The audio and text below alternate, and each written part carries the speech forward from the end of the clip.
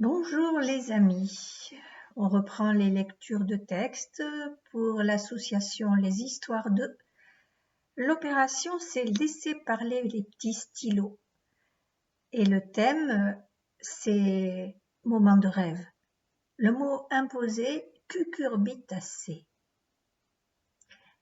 Le titre de ce texte-ci c'est Ça s'est passé un dimanche. Hector avait 15 ans quand son grand-père naquit. La nuit venait de tomber et le jour de se lever quand la mère d'Hector lui annonça la naissance. « Dépêche-toi, grand-père réclame son couteau pour faire la soupe. » Hector trouva étrange qu'un grand-père nouveau-né ait envie de manger de la soupe plutôt que de boire du lait. Mais on ne discute pas ce que dit sa maman, surtout quand elle a un couteau à la main et semble inquiète. Il prit donc son vélo sans roues et c'est à toutes jambes, le vélo sur la tête et le couteau en poche, qu'il quitta la maison de ses parents.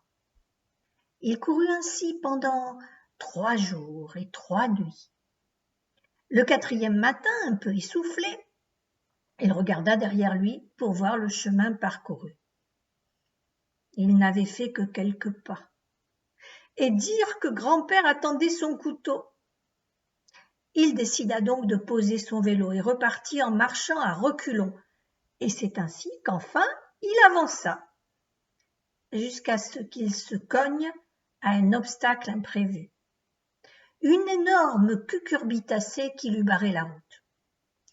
Il tenta de la faire rouler, mais ne put même pas l'ébranler. Il voulut monter dessus, mais elle était trop lisse. Il se dit qu'il allait en faire le tour, mais un papillon l'en dissuada.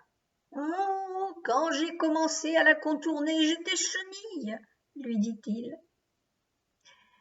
Hector se résolut donc à couper le légume sur place avec le couteau de son grand-père, bien sûr. Il plongea la lame dans la peau épaisse. Elle s'y enfonça d'un coup, et si brutalement qu'elle disparut à l'intérieur. Hector, ne voulant pas perdre le couteau de son grand-père, suivit le manche, et il entra lui aussi dans l'énorme cucurbitacée. Bon, pour des raisons pratiques, nous l'appellerons maintenant par son nom, Citrouille. Pas le grand-père, la cucurbitacée, bien sûr. Il parcourut 100 et encore 100 et encore 100 kilomètres de plus dans la citrouille, jusqu'à ce qu'enfin il entende un cri de bébé. « Mon couteau! Mon couteau !» Ravi, il suivit le manche et c'est ainsi qu'il sortit de la citrouille, la tête couverte de pépins. Il entra dans la maison de ses grands-parents et trouva sa mère au chevet du berceau du grand-père. Celui-ci, la moustache conquérante, tendit la main et Hector lui donna le couteau et quelques pépins en prime. « J'adore la soupe à la citrouille, » dit grand-père. C'est sur ces mots qu'Hector se réveilla brutalement. Il s'était endormi pendant un de ces repas du dimanche interminables qui se faisaient une fois par mois chez ses grands-parents. Il aurait dû mieux dormir la veille au soir. Mais le roman dans lequel il avait plongé était si passionnant qu'il ne s'était endormi qu'à l'aube. La soupe à la citrouille et le reste du repas avalé, toute la famille sortit enfin pour la traditionnelle promenade d'après-repas. Grand-père se débrouilla pour se retrouver un moment seul avec Hector, et c'est là qu'il donna à l'adolescent son couteau, un vieux laïol aux manches patinées.